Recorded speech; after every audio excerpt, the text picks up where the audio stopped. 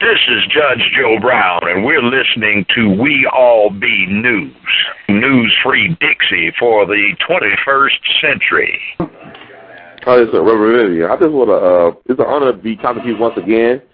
Yes. I'll talk about the silent march I did back in April 1960. Yes. That's wonderful. That's marvelous to even think about. Hello? Yes, sir. Yeah. How did it come about? To even think about. It is. So, what questions would you like to deal with? Who proposed the march? How did this march happen? What made it? What was the catalyst for the march?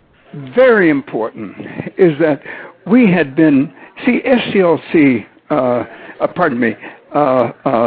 our group in Nashville, which was basically an SCLC group. Kelly Miller Smith was the minister there. He was in charge of it.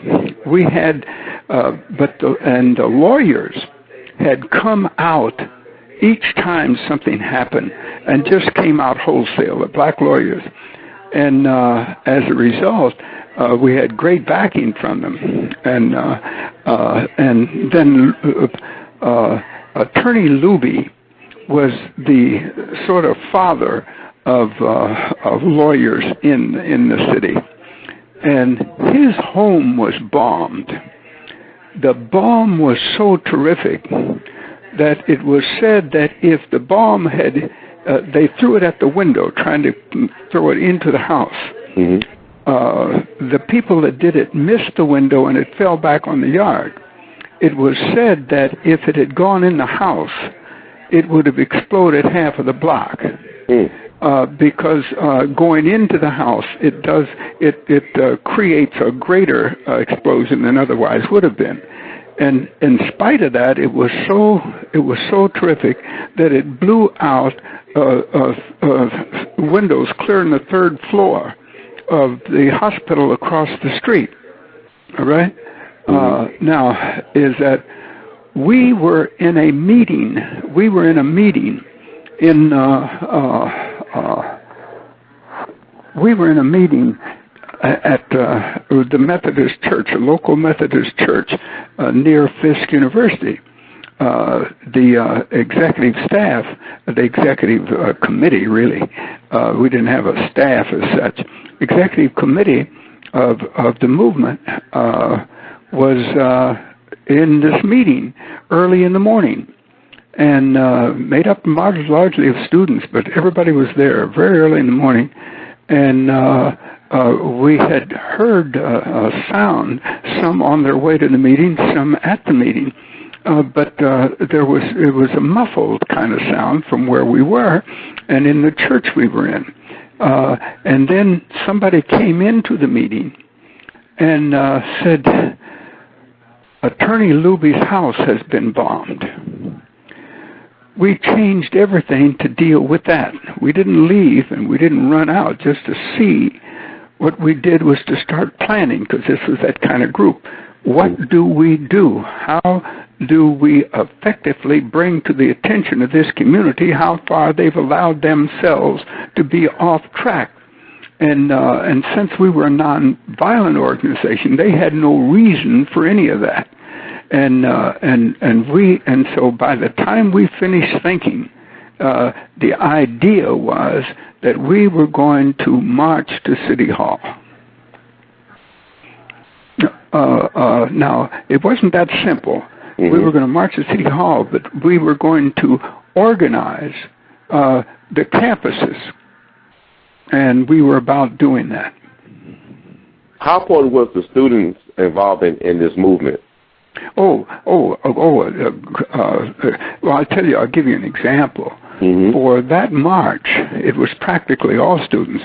What had happened, we left the meeting and went to the various campuses to begin organizing, right? Mm-hmm. And even to Pearl High School in Nashville. And of course, we called, we had persons calling a lot of other people. And then at noon, during the noon hour, we started from from, I like to say, from city limits going to City Hall. It was at Tennessee A&I. What was Tennessee A&I then? Tennessee is TSU now, right? And we started there, and because everybody was out for lunch. But what had happened, members of the committee, like Bernard Lafayette, who is now speaking for SCLC for the King family here on some of the issues that we're dealing with right now, he had gone to Tennessee A&I and had been able to get their radio program and their sound system inside the school, and made the announcement to all the classes at that time that we were going to march. So people came out to eat lunch, and there was 2 layers of it, and so that by the time of 12:30, we were ready to march. And we started the march there. We came down what was then Jefferson Street, and that was the street from the African American community going downtown.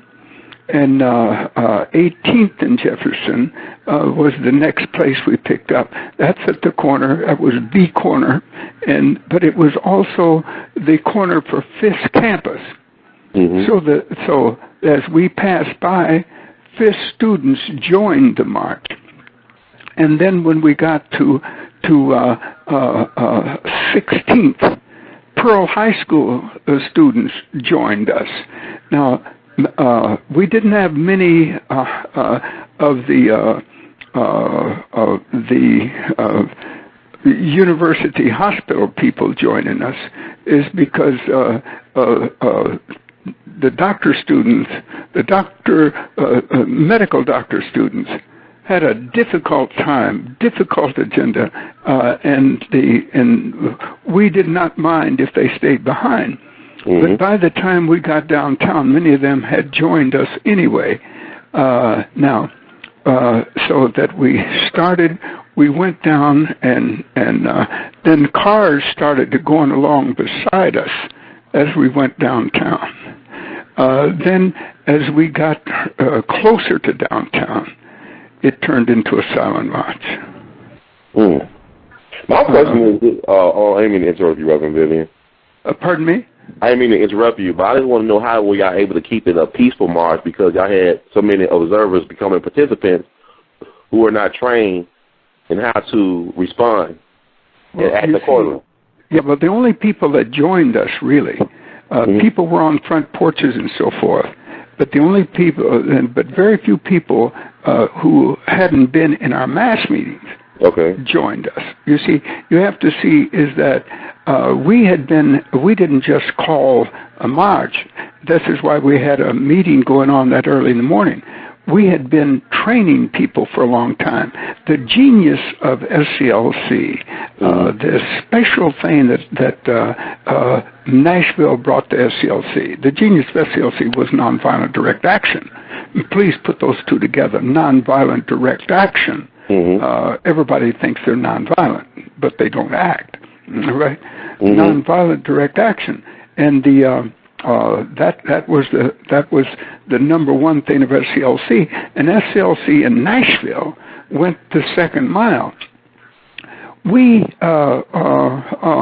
Ours was to be trained for nonviolence. So during the whole time, almost a year, in fact, you might say a year before North Carolina moved, right? And they just walked into a restaurant and sat down. Well, we didn't call that good nonviolence, all right? Is that we trained our people for almost a year in both theory and practice, and we even had people on stools and pull them off of it and curse them and call them names and all sorts of things, so that they would be able to take whatever came. Because we could take no chances to simply walk in and sit down could create more havoc, not necessarily progress. And because the two don't necessarily go together. So we had been training for a long time and had massive meetings week after week after week, so that most everyone in community was very conscious of what was going on, and what we were doing and how we were doing it. Another example of that was that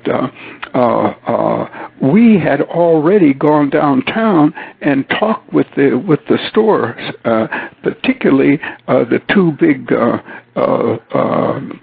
department stores, and so we had already set up the 1, 2, 3, 4, 5, 6, 7, 8 of nonviolent direct action. All right. See, you don't just spring it. You in fact negotiate or attempt to negotiate with people before you withdraw your support. We didn't even call it a boycott. Withdrawal of support. All right. Is it because our resources were too valuable to be used on racist stores? See, we had a whole theory of what we were doing, and an understanding of it that had gone through the community. So that before we started, we had laid out, we had trained the people, we had trained those that were going to be involved. The theory was put out in all the churches. I mean, week after week, not just once or twice for somebody, maybe. All right. It was in our newspapers and in the newspapers of the city, as far as I was concerned. Except that white people didn't believe it. Most black people didn't think it was really going to happen. Right. But the mass meetings did it, and the ministers were the key thing, all right? The ministers opened their churches for various meetings. The ministers had their congregations knowing what was going on. The ministers were continuously, every week, making the announcements of what we were doing and what was happening, inviting people to all the meetings. Now, so the community, people in the community were organized. The participants were organized and trained. So that any way you look at us, we had done our homework, and we knew what the system called for of nonviolent direct action called for, and had done it, so that we were ready. And this is why we did not have violence, and people coming into our lines also had to straighten up, because we had leaders alongside the road with bands on their arms, so they could be understood as keeping the peace. All right, and the students in the march covered all the sidewalk area, and and those that were keeping the peace were in the street, right off the street, walking up and down, so that we had made every precaution to keep from having any outbreak of violence. Did y'all get any permission from the city hall or from the city government to? No. Okay. Now, that time we didn't. After that, we always tried to do so. But that was so early in the morning, and we were moving by noon. All right? Okay. As I remember it, when people like Reverend White, who was another one of the ministers who was editor-in-chief of the Sunday School Publishing Board of the AME Church, he tried to reach the mayor. And now, very truthfully, I don't know whether he did or not, but I know that they were very conscious of what was happening and was out at City Hall when we got there. That's amazing.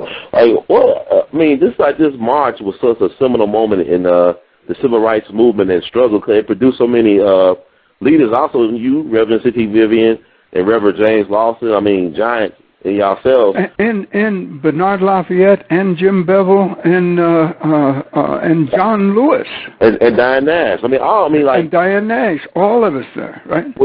How impressed were you with these people? These, I mean, they were young. I mean, all y'all were young. It wasn't a matter of age. It was a matter of training.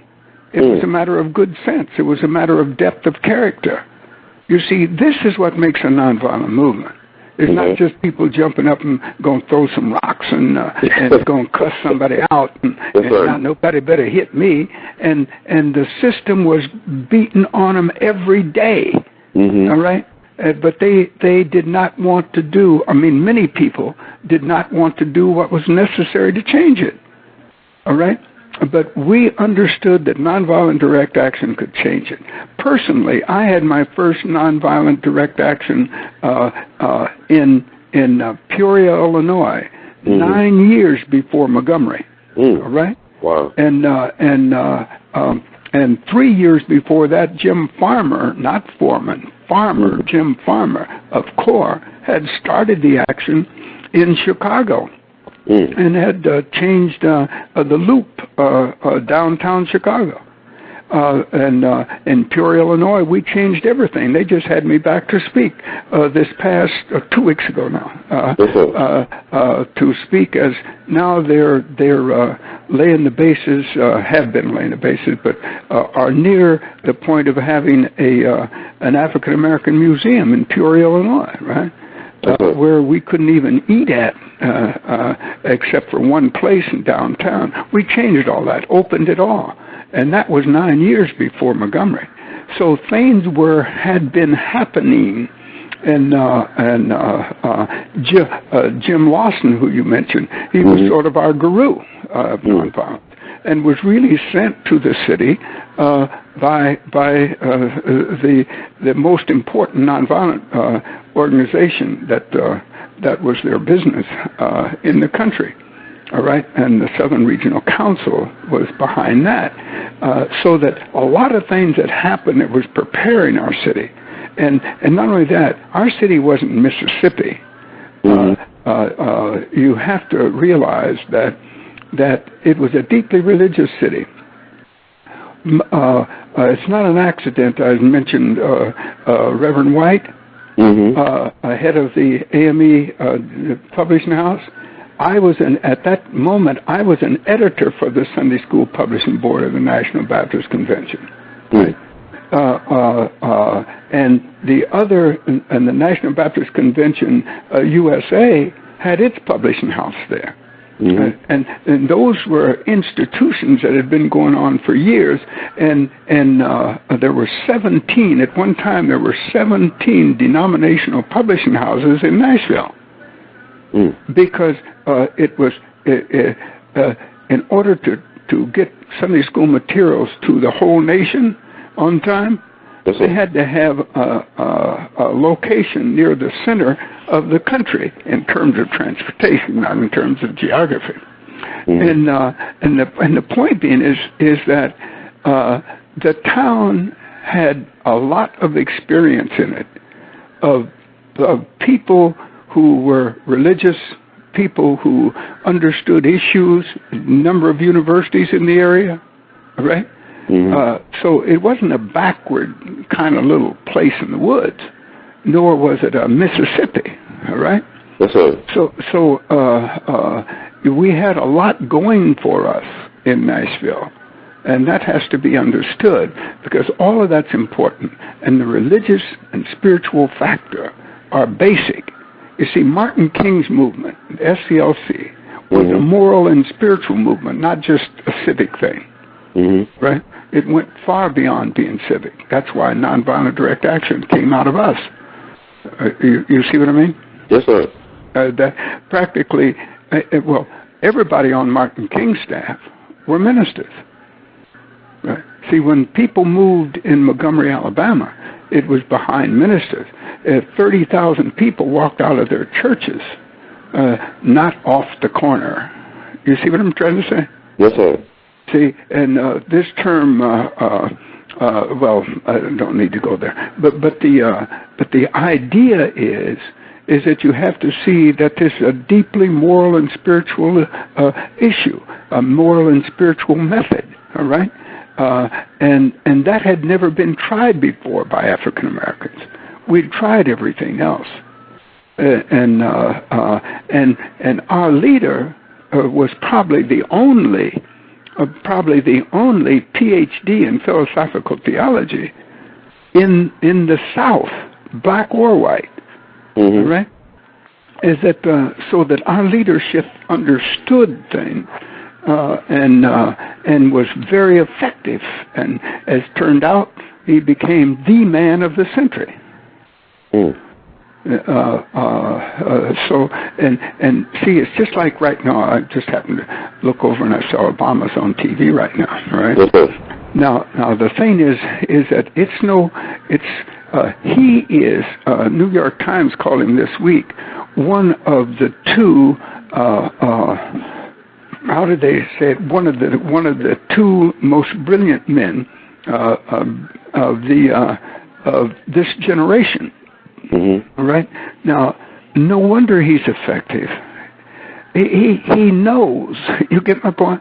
Yes, he didn't just get voted in around the corner or because somebody liked him. You get my point? Mm-hmm. He came with a whole understanding of change, and I think many people didn't understand how deep it is, but they do now. He put 31 million more people. 31 million more people are going to have health for the rest of their lives, right? Yes, sir. And that doesn't count the new generations to come. And now he's talking about changing Wall Street. Now, this should have been done years and years ago, but was not. It was one of the things right at the beginning of this country that didn't get settled. And that's why we had the Depression, one in the 1800s and then in 1930, and now another one, right? Mm-hmm. This one. Now, the last one lasted 12 years. Mm. This one is only lasting probably 3 to 4 years, right? Yes, sir. Now, why is that? Because you had a genius who understands this stuff right up front. And he knew what to do, and he took over at the right moment. He's been in less than a year, right? Well, just a little over a year. Yes, sir. And already has changed things because he was capable. He was educated. He understood the issues. He was, and that stuff has to be seen. They don't just happen because a guy happens to be president. We had a president that lied to us to go to war. Right. Right? But here is a guy that was the top law student at Harvard Law, the top spot in the nation, and went beyond being their honor student and all of that. The main publication was there, and yet he cared enough about people that he didn't go up to Wall Street and get a job making multi-millions of dollars as everybody else that's ever had that position, right? Right. He came back and started dealing with what? With being a community activist, which showed his real concern for people and for average people at that. Now, when you think about that, we haven't had anybody like that. And boom, he goes to the Senate and immediately before he even finished the term, he was president of the United States. Right.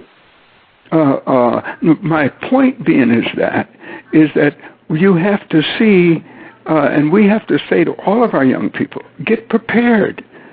Get prepared. You never know what's coming. Plus the fact you don't know what your genius is until you get educated. Here, John Lewis, when he started with us at American Baptist Theological Seminary, he could not talk well. Now John is not only not able to talk well, but his genius is really very clear for the Senate and for the Congress and the Senate.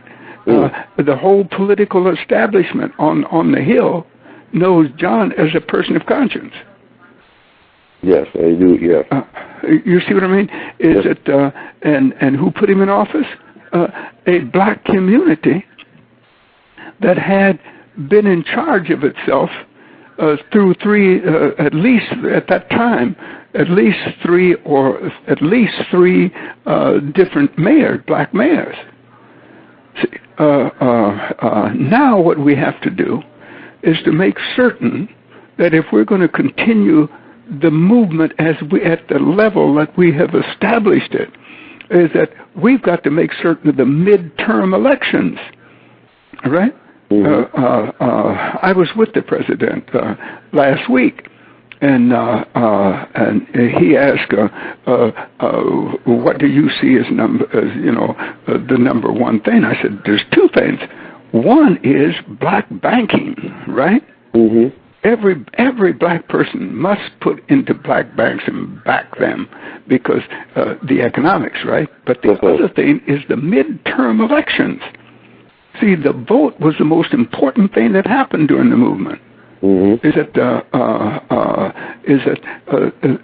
to get the vote, as Johnson said, was the most important single piece of legislation in our time, is the way he put it, right? Yes, sir. Now, but if black people don't use it, we may not get to keep our president we were so proud of, and which the whole movement was leading to. There was 200,000. There was over 200,000 black people who didn't vote last time, who could have, right? Most of them young. We got to get out and get them registered. I agree with that, sir. I mean, I got a couple of questions. Like I know. I want you to ask them too. Yes, I appreciate that. I really appreciate your enthusiasm and your optimism, because I know Representative John Lewis, who was also the youngest person to speak at the March on Washington at 24, I believe. And so right. You say it always seems like in history that a lot of people who end up becoming our great orators and whatnot always had trouble communicating early on. Yeah, well, he wasn't an orator, by the way. But he got to speak there because of what he'd done, not because of his ability to handle words. Yes, sir. And I wanted to ask you, too, because I think it's great that you bring up President Obama, because the black community, for the most part, is overwhelmingly supportive of the president and the first family and whatnot. But also you've seen the news recently with people talking about there's pushback from the black community, from the black leadership, in terms of is he addressing a black agenda, and you brought up black banking. What is the black agenda? That's a good question. And how easy do you think that black people think? I think a number of black people thought that if you elect a president, he can come in and just sign paper, and everything's just signed, and everything they want is going to be done, particularly because they're black. Now, is that now you realize when it took this long to get a health thing through, how difficult it is, especially if you're black, huh? Yes, sir. Being a black president doesn't mean you can just set aside all the procedures. You still got to go through the Congress. You still got to go through the Senate, and they got their supply of racists, right? Yes, sir. Now the point being is, but what happens? Almost every black person in the country is going to have health that they be healthier than they ever were before. And we're 10 years behind in how long we live. But with this new bill, he's given us a chance at 10 years of life. And for our children and our grandchildren. Is there a greater gift you can give? I know, sir. I mean, life is precious. And I also want to ask you this, too, because you made a great point, a brilliant point about the environment, how the church was socially active, like the black church. Very active in creating, molding, like Dr. King said, you got to mold consensus, or leadership molds consensus. You don't follow, what people want you to do. You tell people, you make people believe that they need to do what you need to tell them that you're doing. And that's why I talked about character before. But can the black church do that now? Because I think yes, it can do it at any time the people want it. My point then is that you've got to understand is that no movement can happen, and with black people it has to be a movement, right? Yes, sir. Because there's so few of us, we're a minority. Minorities have to have a movement, right? Yes, sir. But if the people won't move, you can't have a movement. Right? Now, Martin King created a movement, but because people would move. See, if 30,000 people hadn't hit the street, he could have talked until he died behind the pulpit and never gotten out of it. Right. Never understand what I'm saying? Yes, sir. There was a great preacher before him in that same pulpit, but he didn't have the capacity to create a movement, and the anger was not there to do it. See, our commitment has to be based on far more than anger. You got to have a strategy. You have to have a goal. All right? Yes, sir. Now, Martin has given us a strategy. But a lot of people say, man, I wouldn't, they may hit me, and I'm not going because I'd hit back and I would created this. No, Negro, you don't have to get out there, right? Yes, but it's what do you want? Is what you want for yourself and your children and the next generation more important than you're having some bad feelings? You see, what are you willing to commit to in order to make something happen? That's why I was telling you about training was our thing. And we jerk people off of chairs and off of and we put out cigarettes on the guys. We dumped water on the guy's head. You get my point? Yes, sir. Why? So that we would be ready for whatever came. If you're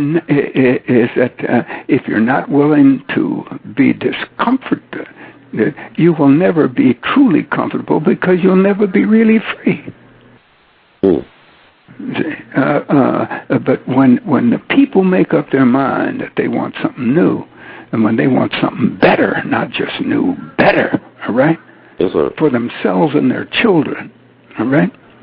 And to make up for what their parents never had a chance to have and do.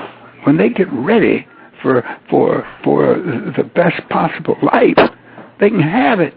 This right now, for instance, we're in the listen, this guy standing there, Obama doesn't owe us much. You know why?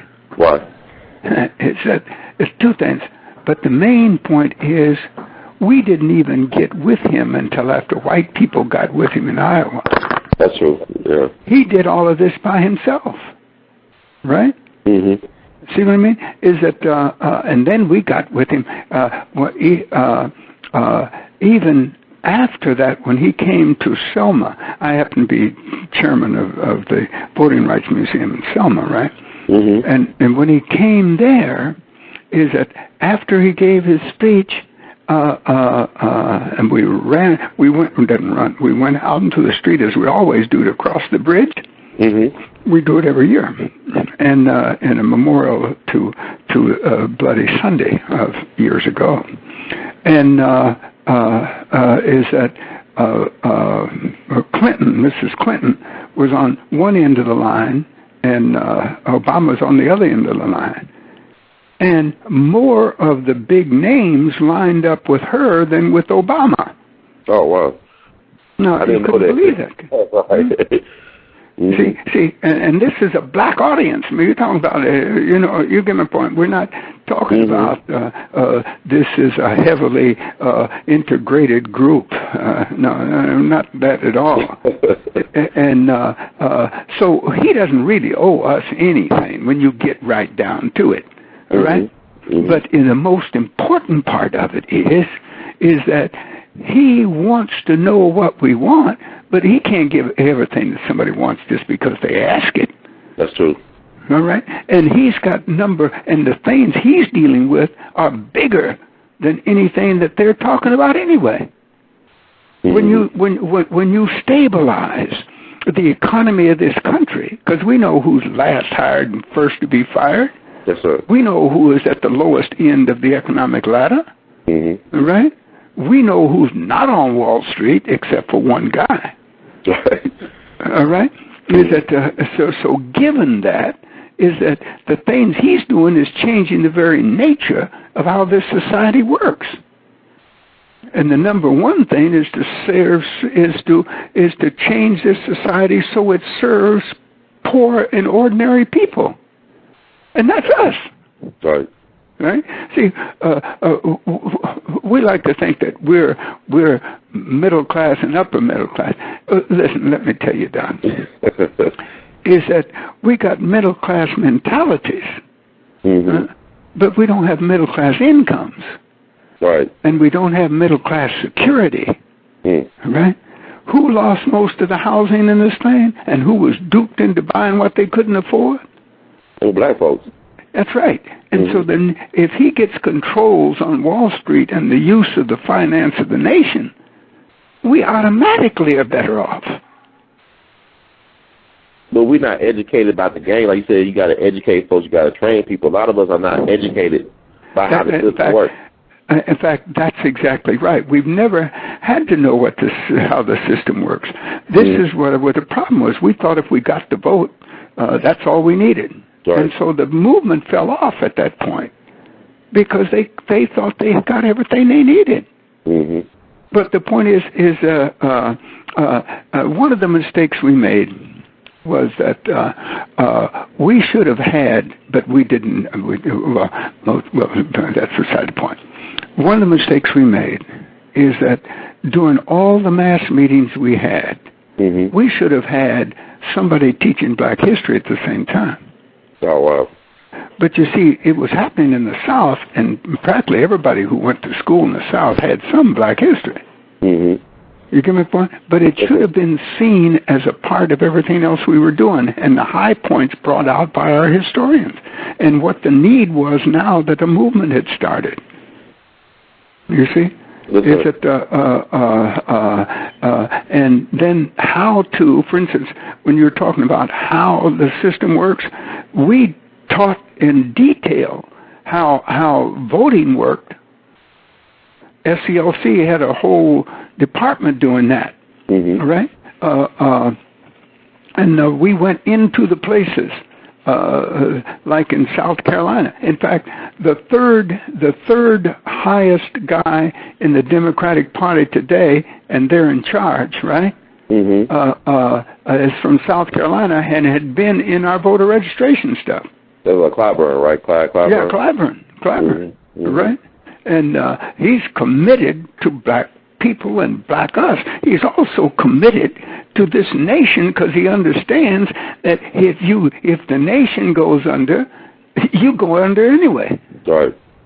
Is that and there's nothing you can do about it. Now, if you just want to get revenge and talk about laughing, and you see, but if somebody said you can burn the city down, but you can all that's left is to sit around in the ashes.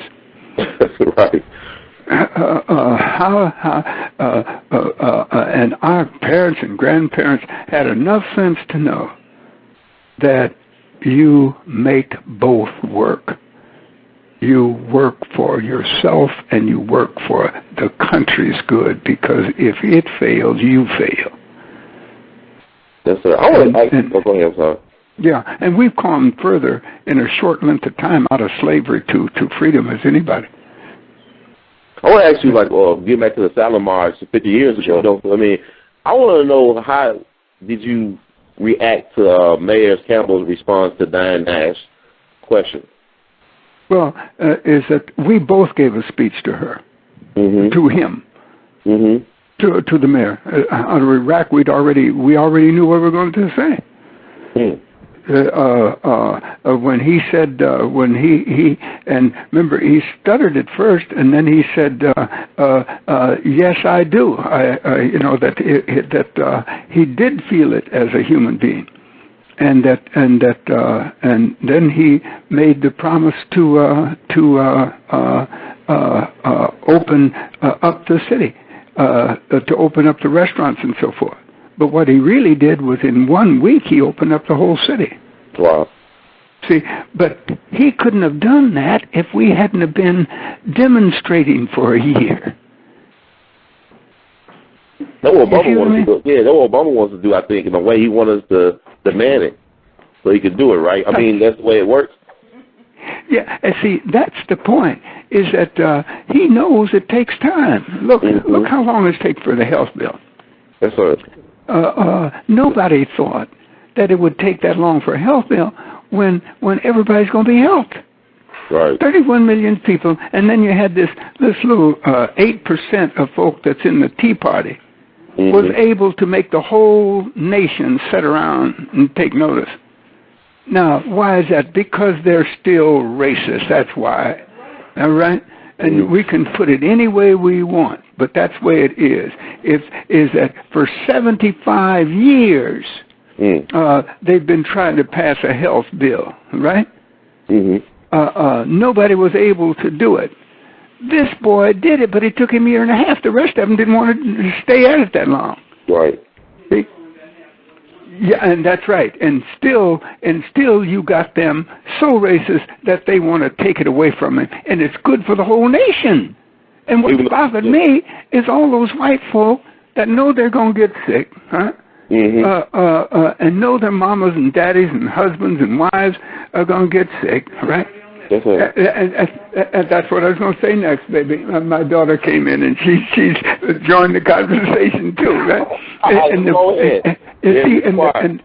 And the point being is that any way you look at it is that they're trying to say, oh, he's socialist. Well, why don't they get off of Social Security, huh? How many of them told their mamas and daddies, well, you are 70, you should get the hell off of taking that public money. Do you want to be a communist? You get my point? But they're still taking the money, and they haven't said, let's get rid of Social Security. All right? Is that why hasn't the Tea Party sat around the tea table and talked about and gotten on the TV talking about getting, that's the only tea table they got, right? And talk about getting rid of Social Security if they're so concerned about socialism. Every capitalist country in the Western world, and that's all of them, right? Yes, sir. Have what? Have universal health insurance. That's it. And this one couldn't even get universal. See what I mean? And all these white boys were voting against their own interest. How can you get so stupid as to vote against your own interest because of a color of skin and stuff like that? Who's going to come out on top?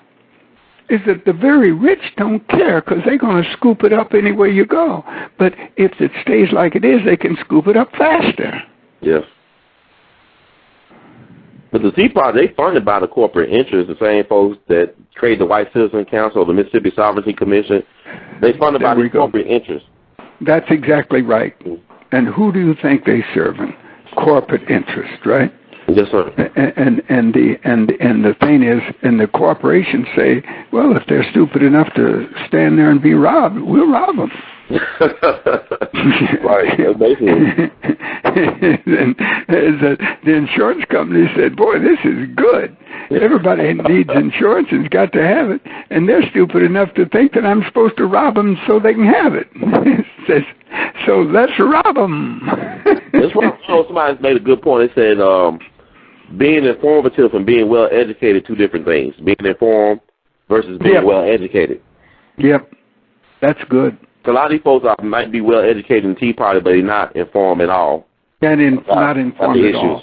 Is that most people act and think out of their emotions, not out of their thought and things, right? Yes, sir. See, and here we got a brilliant man, who really just thought that this has to be a no-brainer.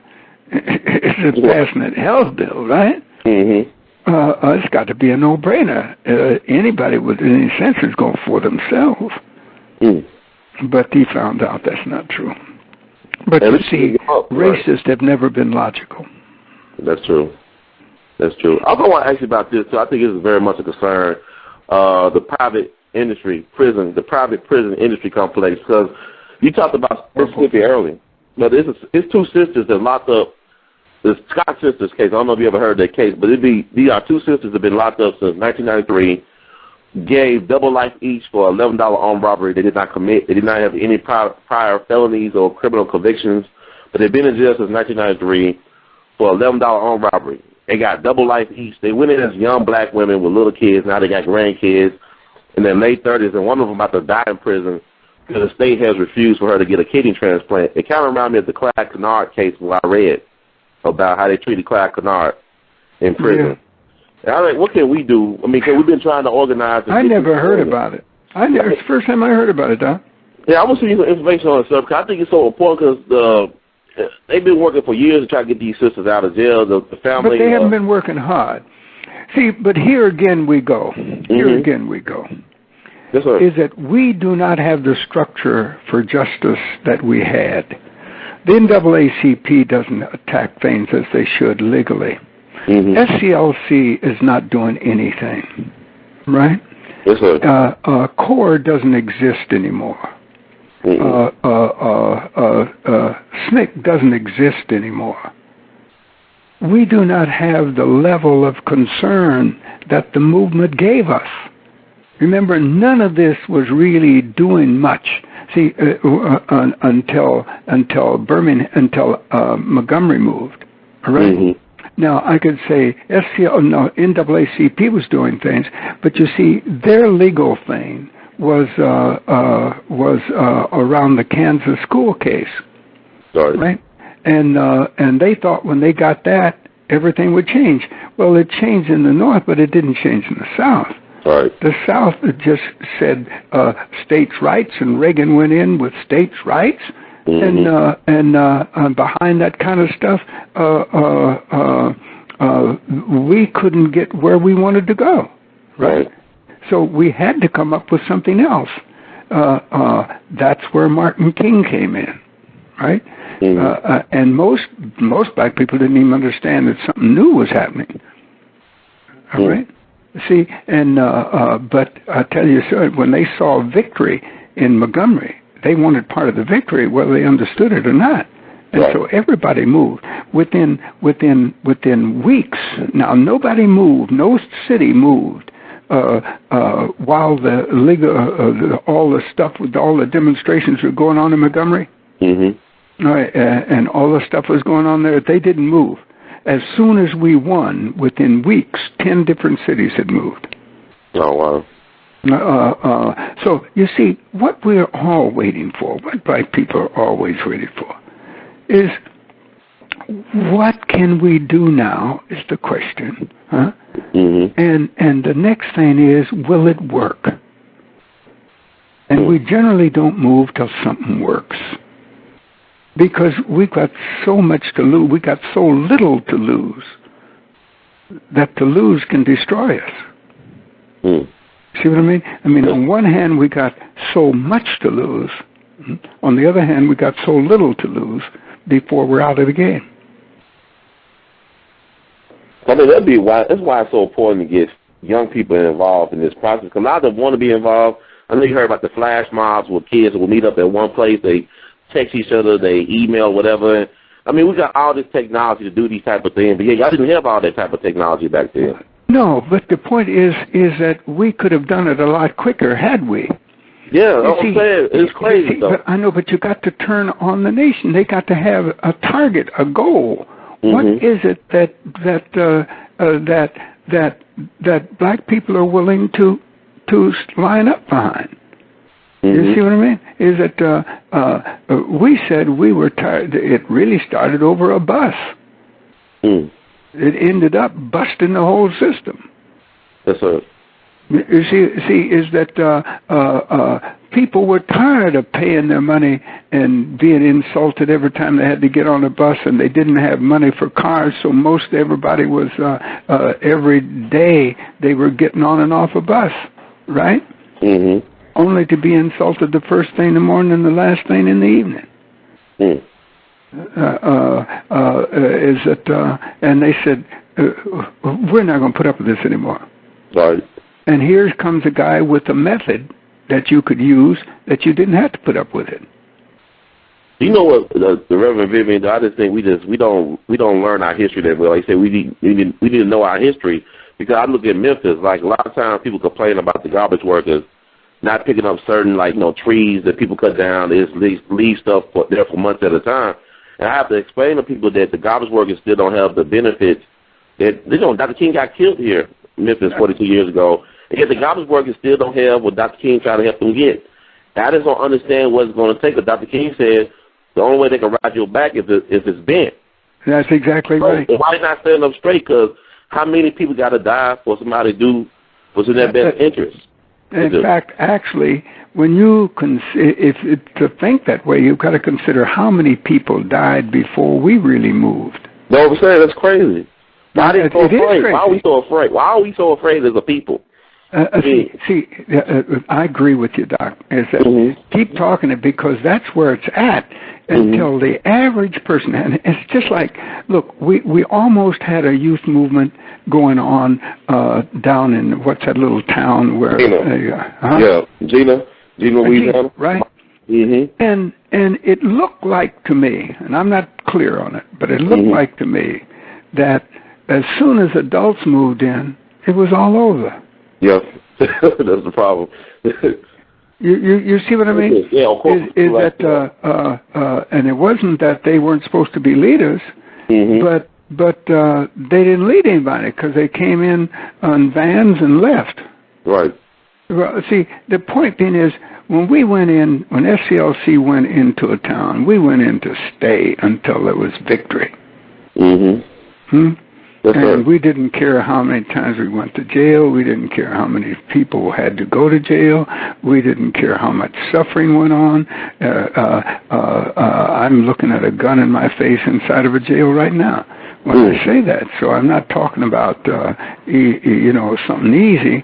I know what it's like. But you see, if you're committed to it, you don't care. If you're committed to it, and you know you got something that'll work, you don't care. Yes, sir. And after they beat you once or twice, hey, they can't scare you anymore. Oh, I mean, people think about that confrontation you had with Sheriff Clark. While I read about it, I mean, you get the presence of mind to know that what he was trying to do was to get you killed. And he pushed his bullet club into you. So, I mean, like, the fact that you had that presence of mind, like, you had some sharpness of your mind. That's exactly right. And because you've been trained and you care and you know what's going on. Right. So a lot of us that wasn't playing, we would have got killed. I would have got killed probably. That's what he was trying to do. See, and that's it. Listen, let me tell you, when he knocked me down the steps, when he didn't really hit me to knock me down the steps. He put his billy club in my waist, right, right in the stomach. And whenever that happens, anybody hit you in the solar plexus, and I was standing right on the edge of the steps. When you're in the solar plexus, you reach, right? You reach, and when I reached, I automatically grabbed the club. So he let go of it, and I was supposed to be sprawled out down the steps, but I was always when I was a kid, always running backwards, and I made every step. But I started to run back up, and I remembered. I didn't remember. It just seems like it shot into my mind. Right? I can see it. It just shot into my mind. This thing about that's how they kill you. You reach and get it. You got the club in your hand. You start up the steps. He's got a right to shoot you. Right. Especially when he knows the court's with him. Mm-hmm. See what I mean?